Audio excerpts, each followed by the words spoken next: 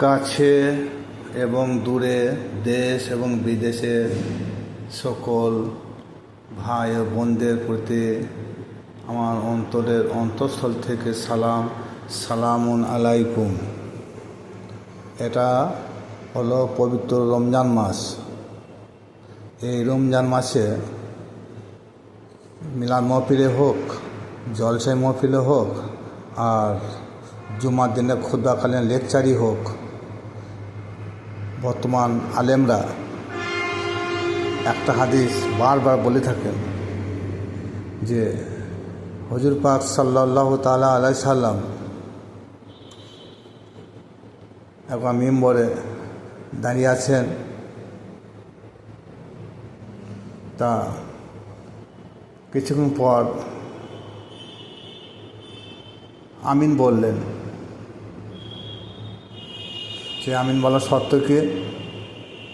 জিবরিল আলামিন ফেরেশতা এসে বললেন, ইয়া রাসূলুল্লাহ, ইয়া হাবিবাল্লাহ, আপনার নাম শোনার পর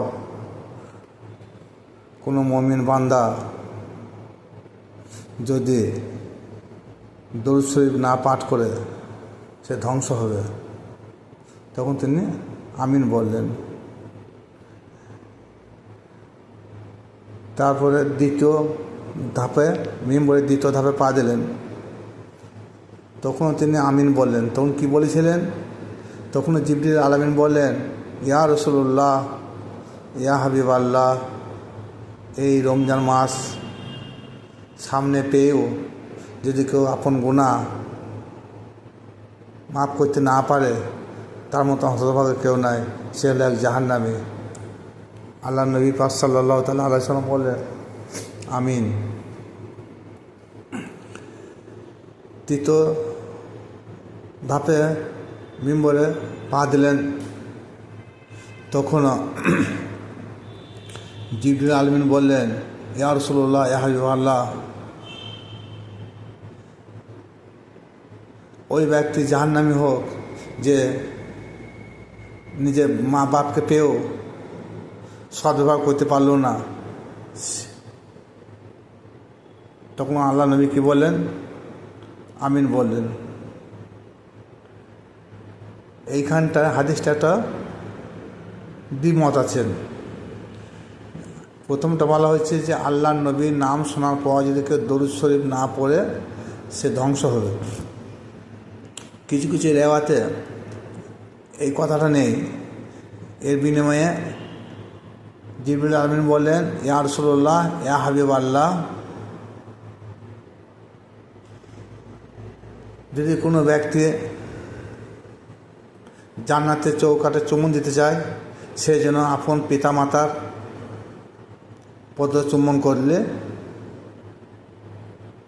সে জান্নাতের চৌকাঠে চুমুন দেওয়া হবে। তখন আল্লাহ নবী পাক সাল্লাল্লাহু তাআলা আলাইহি সাল্লাম আমিন বললেন। এই হাদিসটা আমরা কিন্তু আমাদের কারো অজানা নাই, কিন্তু এর ভিতরে একটা রহস্য রয়েছে। দেখুন, হয়তো কেউ ওই হাদিসে নিয়ে চিন্তা ভাবনা করেন না। বলা হয়েছে মসজিদের 3টি মেম্বর আছে, বা 3টি ধাপ বা 3টি সিঁড়ি। মেম্বরের মধ্যে 3টি সিঁড়ি থাকে। তাহলে প্রথম সিঁড়িতে পা দিলেন, আমিন বললেন। দ্বিতীয় সিঁড়িতে পা দিলেন, আমিন বললেন। তৃতীয় সিঁড়িতে পা দিলেন, আমিন বললেন। আচ্ছা, এখানে একটু চিন্তা করে দেখবেন, আল্লাহ নবী পাক সাল্লাল্লাহু তাআলা আলাইহি সাল্লামের জামানায় যখন জিবরিল আলামিন মসজিদে আগমন করলেন, 3টি কথার পরিপ্রেক্ষিতে আল্লাহ নবী 3বার 3টি ধাপে পা দিয়ে আমিন বললেন। তখন 3টি ধাপ ছিল না ছিল না, এটা আমি সারা বিশ্বের আলেমদের এবং জ্ঞানীগুণী ব্যক্তিদের কাছে আমার প্রশ্ন থাকল। তার কারণটা আমি বলে দিচ্ছি। আল্লাহ নবী পাক সাল্লাল্লাহু তাআলা আলাইহি সাল্লাম যখন দুনিয়া থেকে চলে গেলেন, পর্দা নিলেন বা উপাত হলেন, তখন খেলাফতি পদে কে বসল? আবু বকর সিদ্দিক রাদিয়াল্লাহু তাআলা আনহু। তখন তিনি চিন্তা করেন, তাই তো হুজুর পাক সাল্লাল্লাহু তাআলা আলাইহি সাল্লাম যে জায়গায় দাঁড়িয়ে খুতবা দিয়েছেন, নামাজ পড়িয়েছেন, লেকচার দিয়েছেন, সেই জায়গায় আমার মতো অধম ওই গুনাহগার ওই জায়গায় পা দেওয়া ঠিক হবে না। কারণ আমি হায়াতে জিন্দিগিতে হুজুরের পায়ে যেখানে ছাপ থাকতো সেখানে আমি পা দিতাম না। তিনি যে রাস্তায় চলতেন আমি তার থেকে একটা সাইডে যেতাম, কারণ যাহাতে হুজুরের যেখানে পায়ের ছাপ থাকবে সেই পায়ের ছাপে যেন আমার পা যেন না পড়ে, তাতে আমি গুনাহগার হয়ে যাব। তার জন্যে আবু বকর সিদ্দিক রাদিয়াল্লাহু তাআলা আনহু কী করলেন যে না, এই সিঁড়িতে আমার পা দেওয়া যাবে না। তিনি দ্বিতীয় সিঁড়ি তৈরি করলেন। ওনার শাসন আমলে যতদিন ছিলেন, ওনার ওফাতের পর উমরে ফারুক রাদিয়াল্লাহু তাআলা আনহু খলিফা পদে বসলেন। তিনি চিন্তা করলেন, তাই তো আবু বকর সিদ্দিক রাদিয়াল্লাহু তাআলা আনহু হুজুর পাক যে সিঁড়িটায় দাঁড়িয়ে তিনি খুতবা পড়তেন, আবু বকর সিদ্দিক এটা আল্লাহ নবী মনোনীত পদবী। তিনি যখন সেই সিঁড়িতে পা দেন নাই, তাহলে আমি উমর সেখানে পা দিই কী করি? সুতরাং সেই সিঁড়িতে আবু বকর সিদ্দিক পা দেয় নাই, তিনি একটা নতুন সিঁড়ি তৈরি করলেন, যে সেইখানে তিনি জুমার দিনে কি অন্যান্য সময় বক্তব্য পেশ করতেন বা খুতবা দিতেন।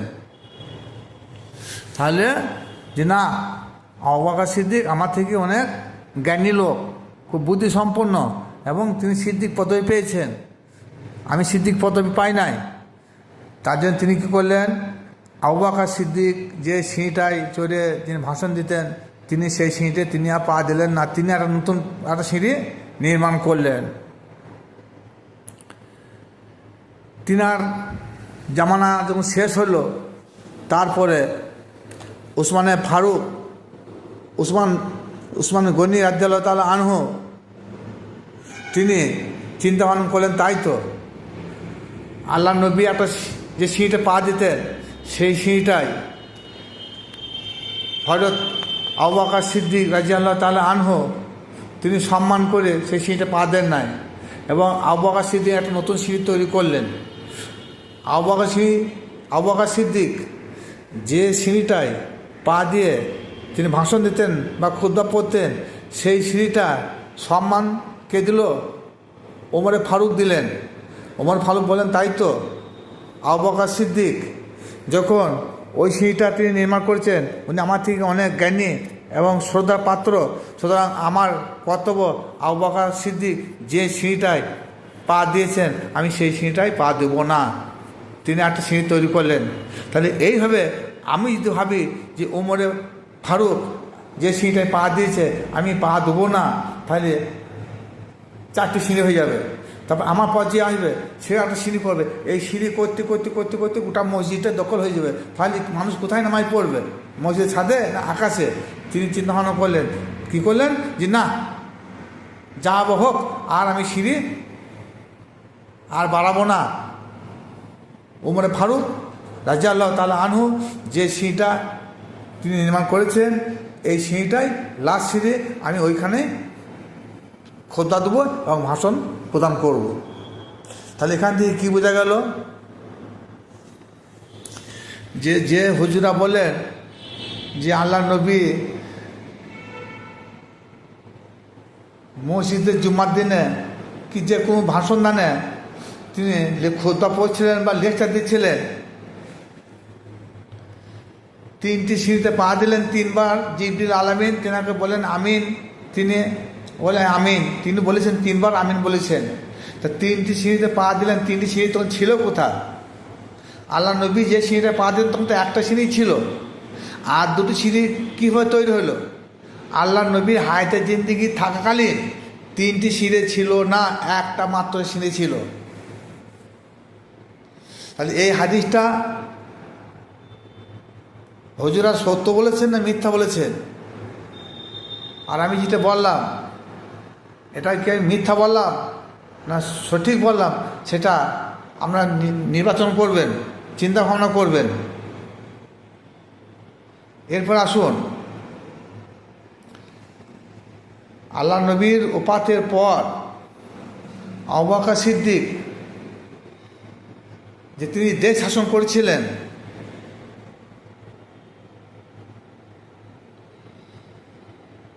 কীভাবে করেছিলেন? কোরআন দেখে করেছেন, না হাদিস বুখারী শরীফ দেখে করেছেন, না তিরমিজি শরীফ দেখে করেছেন, না মিশকাত শরীফ করেছেন, না সিয়াসিত্তা হাদিস দ্বারা তিনি রাজ্য পরিচালনা করেছেন? যদি বলেন না তিনি কোরআন দ্বারা রাজ্য পরিচালনা করেছেন, দেশ পরিচালনা করেছেন, তো কোরআন ছিল কোথা? এটা আমার একটা প্রশ্ন। কোরআন তখন তো বাইন্ডিং হয় নাই। হ্যাঁ, যার যতটা মুখস্থ ছিল সে ততটাই প্রচার করেছে, আর কিছু কিছু আল্লাহ নবীর কিছু আদর্শ প্রচার করেছেন। তারপরে আবু বকর সিদ্দিকের ওফাতের পর ওসমানে ফারুক রাদিয়াল্লাহু তাআলা আনহু মা আয়েশা সিদ্দিকার নেতৃত্বে আল্লাহ নবীর স্মৃতির উদ্দেশ্যে কোরআন শরীফের যে আয়াতগুলো হেতাহতায় ছড়িয়ে ছিটিয়ে ছিল, কোনো জায়গায় খোদাই করা ছিল, সমস্ত কিছু একত্রিত করে একটা কোরআন গচ্ছিত করেছিল। তখন সেই সময়টা হলো আবু বকর সিদ্দিকের রাজত্বকালের বহু পর। অটোমেটিক আল্লাহ নবীর ওফাতের 18 থেকে 20 বছর পর কোরআন বাইন্ডিং হয়েছে। আমাদের দেশে বর্তমান জামানায় যেসব হুজুররা বলেন কোরআন বাদ দিয়ে কোরআনের গল্প খুব কম হয়, বুখারী শরীফ, তিরমিজি শরীফ, মিশকাত শরীফ, এই সিয়াসিত্তা হাদিস তেনারা বেশি বেশি প্রচার করেন। আমার বলা বাহুল্য একটাই, আবু বকর সিদ্দিক, ওমর ফারুক, ওসমান গনি, হযরত আলী আলাইহিস সালাম, এই 4জন বিশিষ্ট যে খলিফা ছিল, এরা কি এই সিয়াসিত্তা হাদিস দ্বারা রাজ্য পরিচালনা করতেন না করতেন না? যদি বলে হ্যাঁ করতেন, সম্পূর্ণ মিথ্যা কথা। কারণ খেলাফতে জামানা হয়েছে 30 থেকে 32, আর হাদিস বুখারী শরীফ, তিরমিজি শরীফ, মিশকাত শরীফ, মুসলিম শরীফ, সুনান আবু দাউদ, এইসব হাদিসগুলো 200 থেকে 300 বছর পর কালেকশন হয়েছে। তা 4জন যে বিশিষ্ট সাহাবী ছিল, জলিল কদর সাহাবী, এবং 4জন যে খলিফা ছিল, তিনারা কি হাদিস দেখে বিচার করেছেন, না রাজ্য চালিয়েছেন, না কোরআন দেখে? চিন্তা ভাবনা করবেন। আজ বর্তমান সমাজে হুজুরা বলছেন যে হাদিস ছাড়া কোরআনে মানে করা যাবে না, বুখারী শরীফ ছাড়া কোরআনে মানে করা যাবে না, মিশকাত শরীফ ছাড়া কোরআনে মানে করা যাবে না, সুনান আবু দাউদ ছাড়া কোরআনে মানে করা যাবে না, ইজমা কিয়াস ছাড়া কোরআনে মানে করা যাবে না। তাহলে আবু বকর সিদ্দিক, উসমান, উমর, আলী, তাহলে এরা কি ভুল শিক্ষা দিয়ে গেছেন তখনকার যুগে মানুষকে? তখনকার মানুষকে ভুল পথে পরিচালনা করেছেন? তাই তখন তো বুখারী ছিল না, মুসলিম ছিল না, মিশকাত ছিল না, সুনান আবু দাউদ ছিল না। কি শিক্ষা দিয়ে গেছেন? আজ আমরা সেই সিয়াসিত্তা হাদিস নিয়ে মারামারি করছি, যেখানে আল্লাহ নবী বলে গেলেন যে আল কোরআন হচ্ছে আল্লাহর একটা পূর্ণাঙ্গ জীবন বিধান। অপূর্ণাঙ্গ যদি বলতো তাহলে হাদিস কালেকশন করতে হতো যে আল্লাহ বলে গিয়েছেন এটা এই কোরআনটা অসম্পূর্ণ, অপূর্ণাঙ্গ করে দিলাম। কিন্তু না, এই আল কোরআন একটা কমপ্লিট জীবন বিধান। সেটা আছে, আমরা এখন ইনকমপ্লিট ভাবছি কোরআনটাকে। যাই হোক, এই রমজান মাসে যে কথাটা বললাম আপনাদেরকে যে মানতেই হবে তা নয়, তবে আমার ক্ষুদ্র জ্ঞানে যেটা এসেছে সেটা আপনাদের সম্মুখে তুলে ধরলাম। যদি ভালো লাগে কমেন্ট করবেন এবং আরও 5টা ভাইকে শেয়ার করবেন। সালামুন আলাইকুম ওয়া রাহমাতুল্লাহি ওয়া বারাকাতুহু। খোদা হাফেজ।